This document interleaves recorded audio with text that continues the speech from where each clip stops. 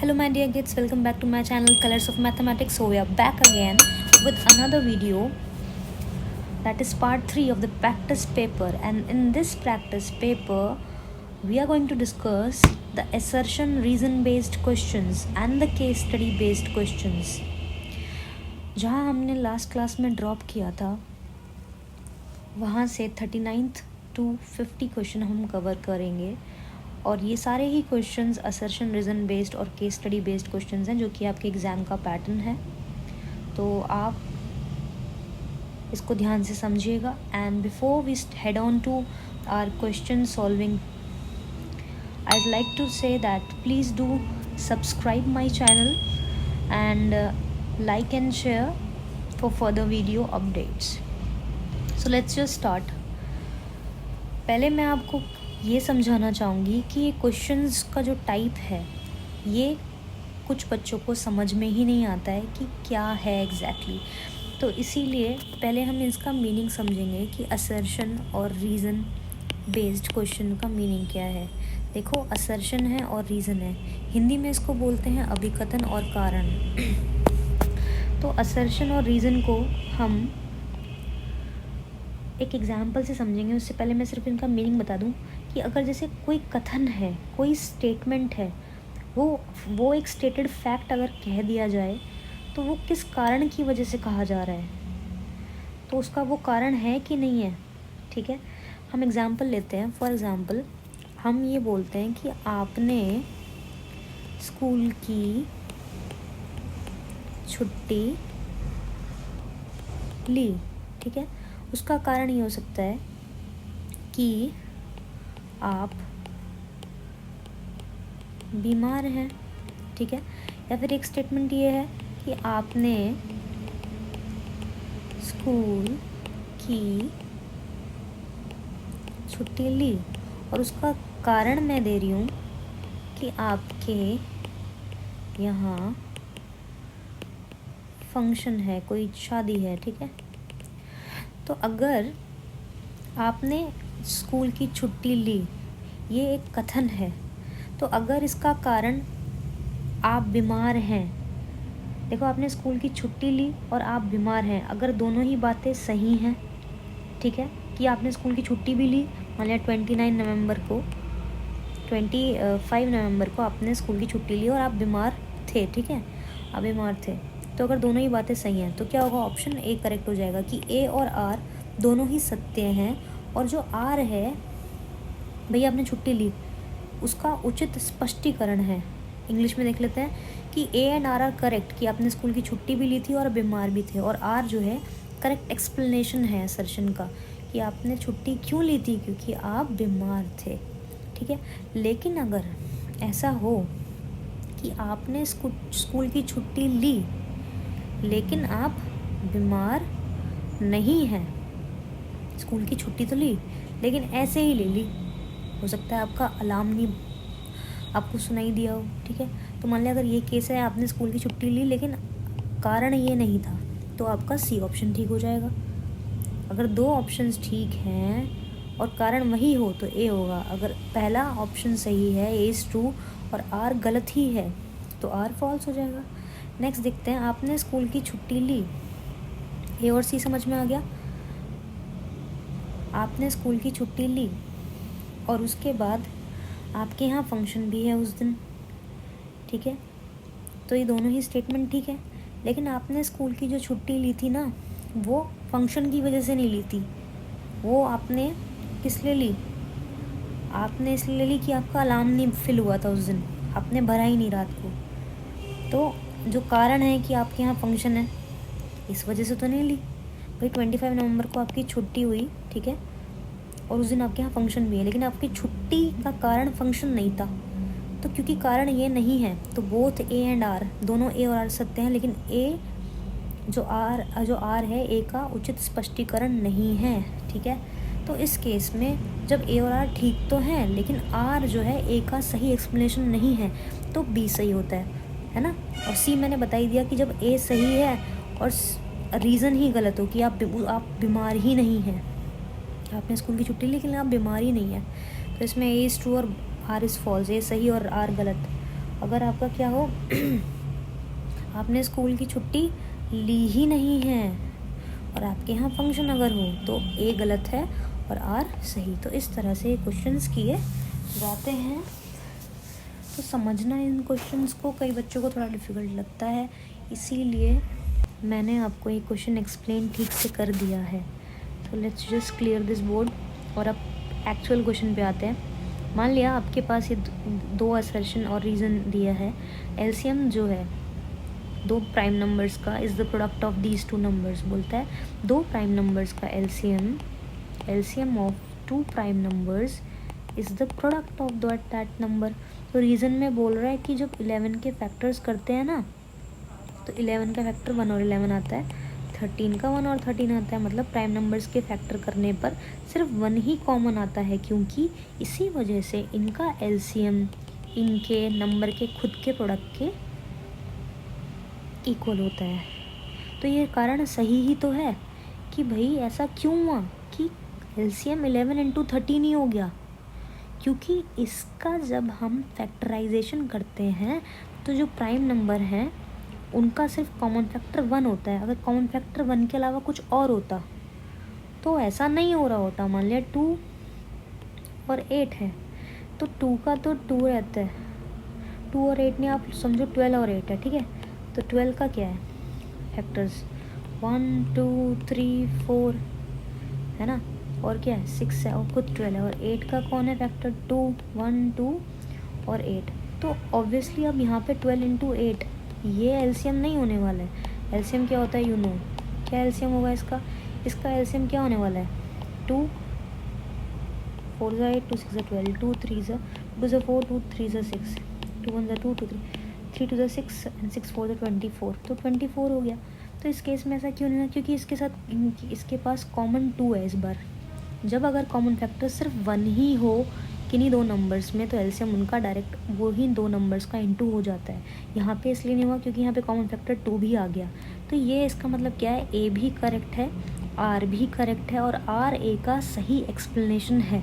तो 39 का A answer हो जाएगा। Okay, let's clear it now. 40th question is कि द पेयर ऑफ इक्वेशंस रैखिक समीकरण युग्म ये और ये का कोई हल नहीं है। तो इसके लिए आपको इसके कोफिशिएंट्स चेक करने पड़ते हैं कि a1 अपॉन में a2 नो सॉल्यूशन के लिए not equal to b1 upon में b2 not equal to c1 upon में c2 होना चाहिए था। ये कंडीशन है नो सॉल्यूशन की कंडीशन का कोई हल नहीं है। आई एम सॉरी, कोई हल नहीं है अगर तो a1 अपॉन में a2 इज इक्वल टू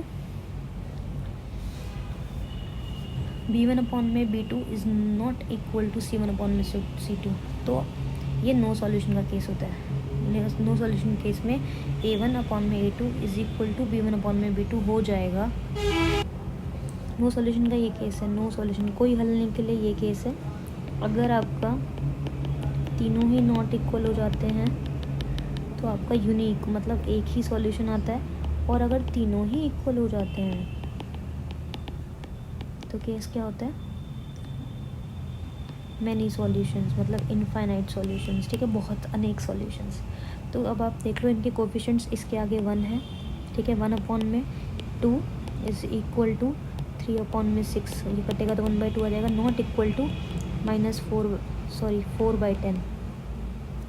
सी यहाँ पे कितना है -4, तो 4/10, ठीक है। तो नॉट ये 2/5 आएगा। तो देख लो 1/2 इज इक्वल टू 1/2 हो गया, लेकिन नॉट इक्वल टू 2/5 हो गया। तो ए मेरा सही है और c1 का वैल्यू -4 ही है, क्योंकि ये क्या होता है a1 a1x plus b1y plus c1, ठीक है। तो c1 की वैल्यू यहाँ पे -4 है। ए और आर दोनों सही है, लेकिन ए का एक्सप्लेनेशन c1 थोड़े ना है, कोई हल नहीं है। उसकी कंडीशन ये अगर दे रखी होती तो हम कहते कि ये इसकी सही एक्सप्लेनेशन है।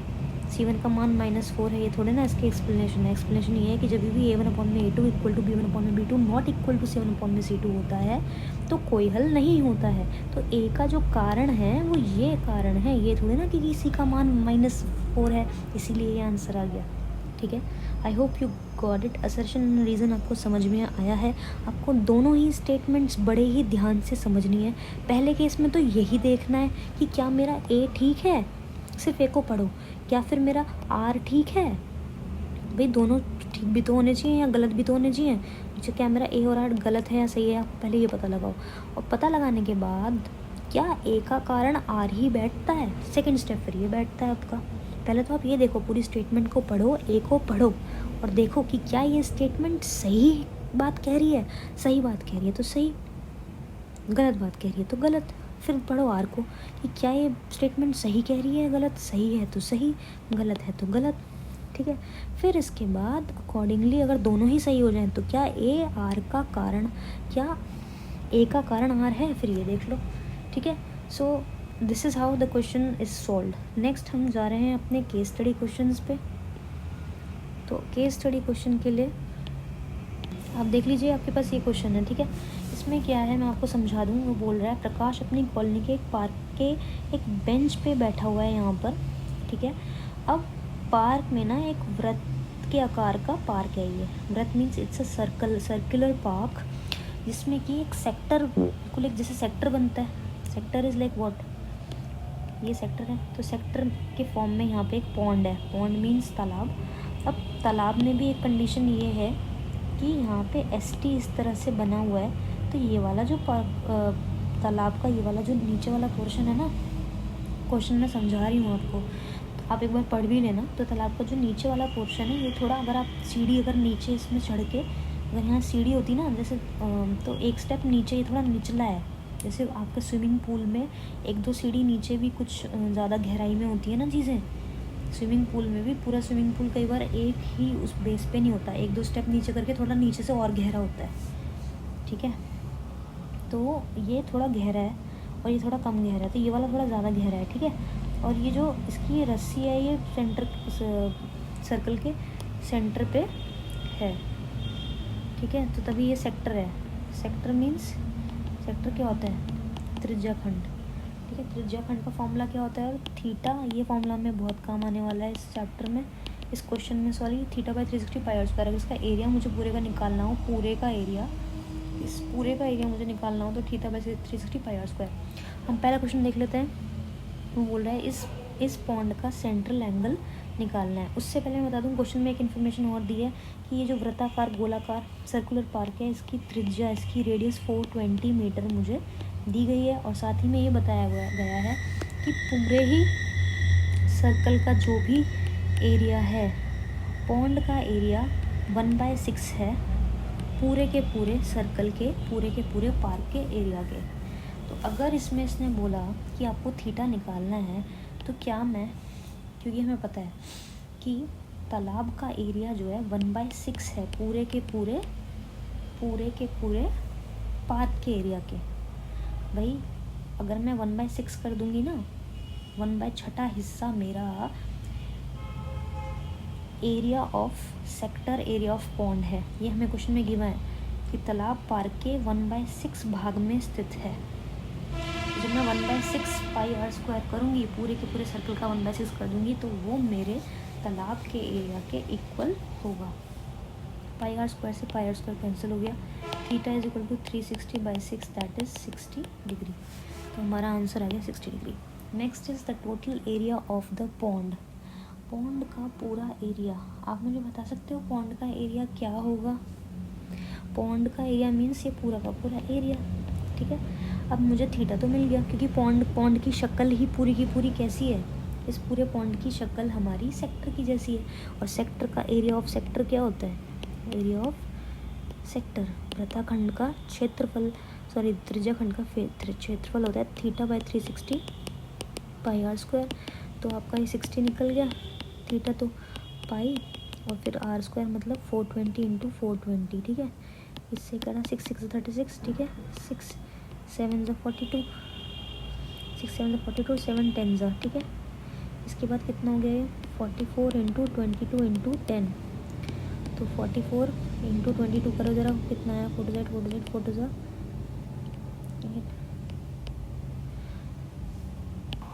यहाँ पे 22 इंटू 42 है ये। एक बार क्लैरिटी से लिख लेते हैं इसको। थीटा इज 60/360 पाई, आर का स्क्वायर मतलब 420 इंटू 420, क्योंकि हमें 420 मीटर ही गिवन है आर। तो 6 36, 6 7 42, 7 10 22 इंटू 10 इंटू 420। अब 42 इंटू 22 करो, 8 12 924। 924 सिर्फ यहाँ पर है, आपको 42 का ए आंसर करेक्ट हो जाएगा। ओके, नेक्स्ट आप देखो, इसने बोला द ग्रास एंड शैलो। इसने बोला कि जो ग्रास है, ग्रास का पोर्शन और जो शैलो वाला पार्ट था, शैलो वाला पार्ट कौन सा है? शैलो मीन्स जो तालाब का वो हिस्सा जो थोड़ा उथला है, उठा हुआ है ना। तो ये सारा का सारा जो ये वाला रीजन है, ये कैसा दिख रहा है? इसने बोला कि ये पूरा का पूरा रीजन की शेप कौन सी है? Obviously it's a major segment, ये दीर्घ वृत्तखंड है, तो बी आंसर आपका करेक्ट हो जाएगा। नेक्स्ट है the circumference of the green part of the. हम देख लेते हैं ग्रीन पार्ट, यहाँ पर सिर्फ और सिर्फ ग्रीन पार्ट कौन सा है? हमने इसकी परिधि सर्कमफ्रेंस निकालनी है, इसकी और इसकी। वो कैसे आएगी कि आपको पता है कि ये 420 और ये 420 है, ठीक है। आप एक तो पूरे सर्कल में से ये वाला एरिया माइनस करो, क्योंकि ये मुझे ये परिधि नहीं मानी जाएगी ग्रीन पार्ट की, क्योंकि तो पॉन्ड की हो गई ना, ये तो तालाब की हो गई। तो ये मानी पूरे सर्कल में से पहले तो ये वाला पार्ट माइनस होना चाहिए, ठीक है। तो आप क्या करोगे, 420 प्लस 420, ये तो ऐड होएगा। और फिर पूरा सर्कल की परिधि क्या होती है? 2πr। 2πr होती है ना पूरे सर्कल की। उसमें से मैं माइनस क्या करूँगी, थोड़ा रब कर लेते हैं।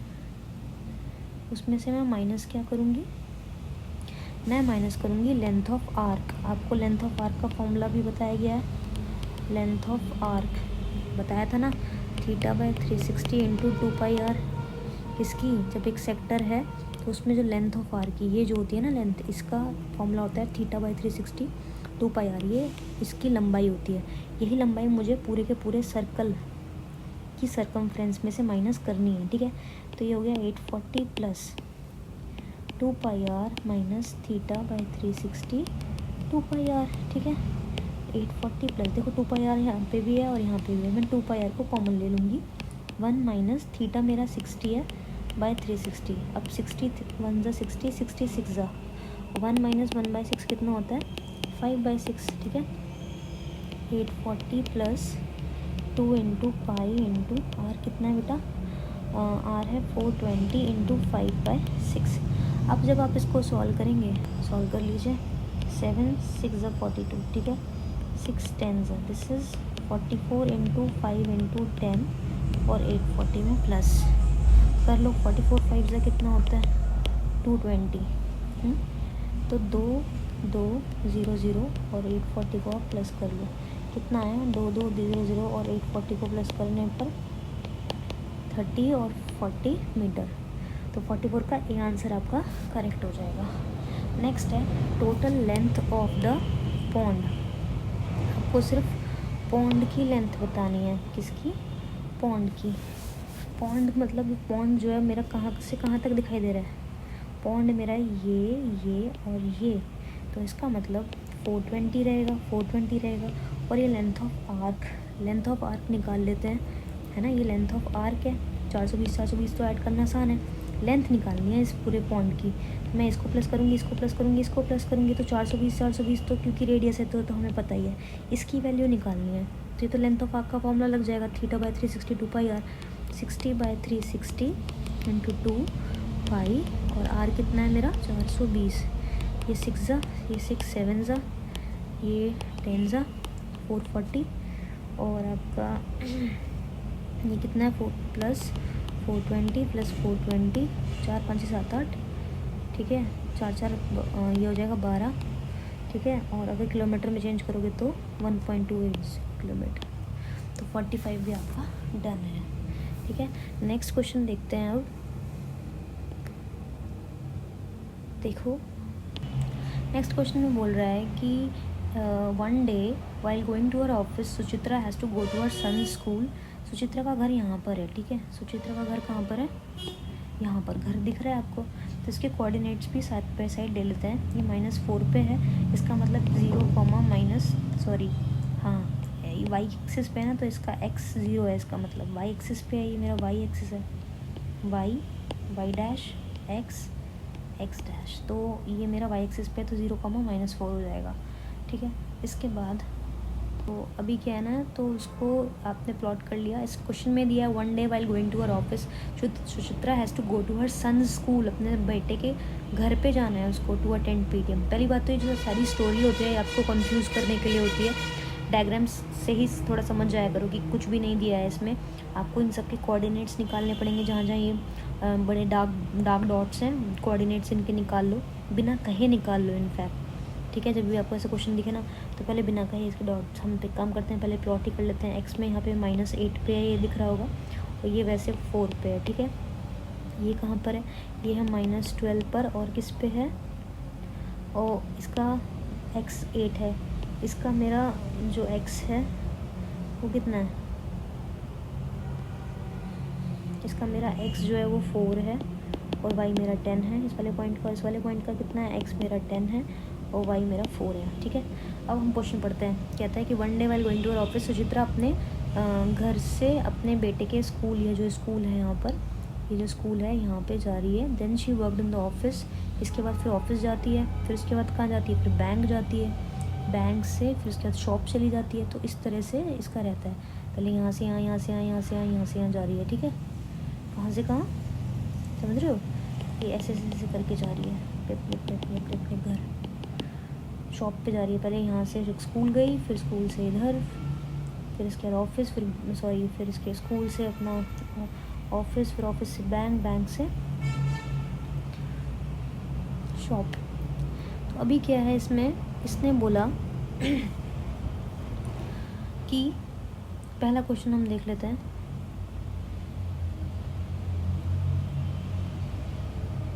क्वेश्चन हम देख लेते हैं कि वो बोल रहा है कि द फारदेस्ट फ्रॉम सुचित्रास हाउसेस।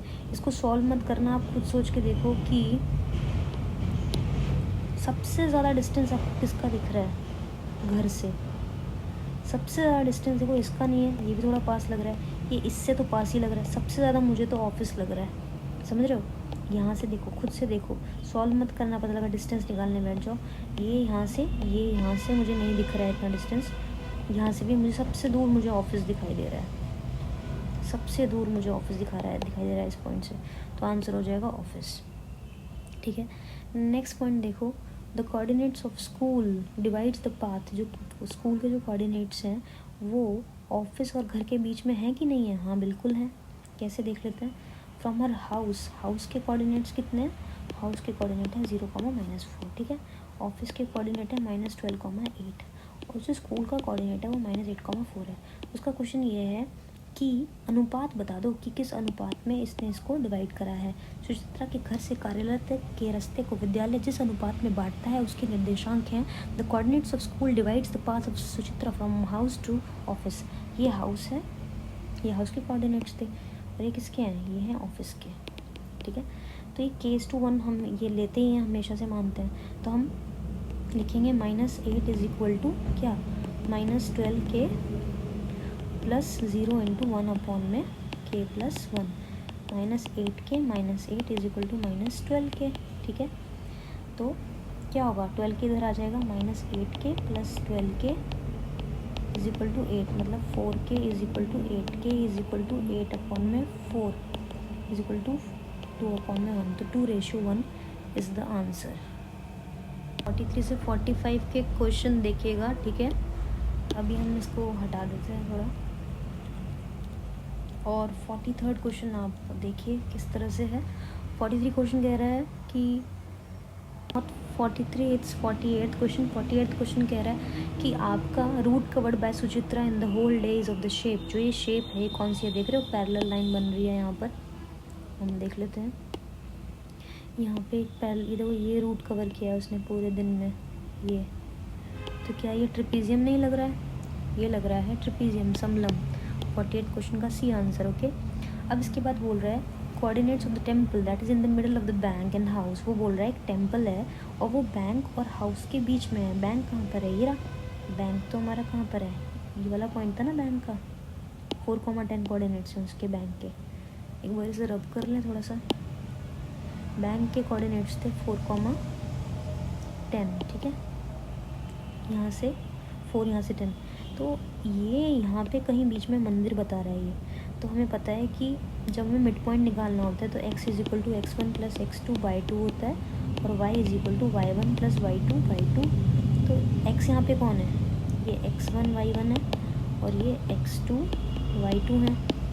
तो 0 प्लस 4/2 कर दो और यहाँ पे -4 और 10/2 कर दो, तो यहाँ आया 4 is equal to 4/2 that is 2। तो x मेरा 2 आ गया और y is 10 - 4 is 6/2 is equal to 3। तो मेरे जो कोऑर्डिनेट्स हैं वो है 2,3। टेम्पल जो कि इसके बीच में बोला है कि है, उसके कोऑर्डिनेट्स आ गए 2,3। नेक्स्ट जो क्वेश्चन पूछा है वो बोल रहा है the area of the triangle bank, विद्यालय और दुकान। बैंक कहाँ है, ये रहा। विद्यालय कहाँ है, एक मिनट थोड़ा रब कर लेते हैं। बैंक, आप भी अपने पेंसिल से ये काम कर सकते हैं क्योंकि कन्फ्यूजन होगी आपको। जो रिक्वायर्ड नहीं है उसको आप हटा दो, ठीक है। अब आपके पास रिक्वायर्ड क्या है, क्या बोल रहा है वो, the area of the triangle. एक ट्राइंगल बनाना है, किस किस को जोड़ के, बैंक, विद्यालय और दुकान। बैंक, विद्यालय और दुकान को मिलाकर इसका कलर चेंज कर लेते हैं तो हमें आसानी होगी, ठीक है। बैंक, विद्यालय और दुकान। दुकान के जो कोऑर्डिनेट्स थे वो क्या हैं, बैंक के क्या हैं, स्कूल के क्या हैं, सब ओवरलैपिंग हो गई है, जस्ट होल्ड ऑन। दुकान के कोऑर्डिनेट्स हैं हमारे क्या, 10,4, ठीक है। बैंक के हमारे हैं 4,10 और स्कूल के मेरे हैं -8,4। अब इनको जोड़कर वो बोल रहा है एक ट्रायंगल बनाना है और उस ट्रायंगल का एरिया मुझे निकालना है। आपको पता होगा ट्रायंगल का एरिया निकालने के लिए हमारे पास फॉर्मूला है 1/2 x1 y2 - y3 plus x2 y3 - y1 plus x3 y1 - y2। ये फॉर्मूला है। आप इसमें किसी को भी x1 y1 कुछ भी मान लो, ठीक है। तो let's just carry out the answer. हमने इसको x1 y1 माना, इसको x2 y2 माना और इसको x3 y3 माना, ठीक है। तो 1/2 x1 कौन है, ये 4 और y2 - y3 मतलब 4 - 4, सब कट गया इसमें तो, क्योंकि ये 4 - y2 - y3, ठीक है। x2 कौन है मेरा यहाँ पे -8 और y3 - y1 इज़ 4 - 10, ठीक है। प्लस x3 कौन है मेरा 10 और y1 - y2 मतलब 10 - 4, ठीक है। ये तो पूरा का पूरा 0 हो गया क्योंकि 4 - 4 इज़ 0। 1/2 को बाहर रखते हैं, -8 into 4 - 10 is -6 plus 10 into 10 - 4 is 6। This is 1/2, 8 6 48 plus 10 6 60। तो इसको प्लस किया तो कितना आया 108/2, जो कि कितना है 54। तो 50 का हो जाएगा A answer. So we are done with our paper. Hope you like the video. Please do share, subscribe and hit the bell icon for further video updates. Till then, bye bye. Take good care of yours and keep working hard for your term 1 examinations.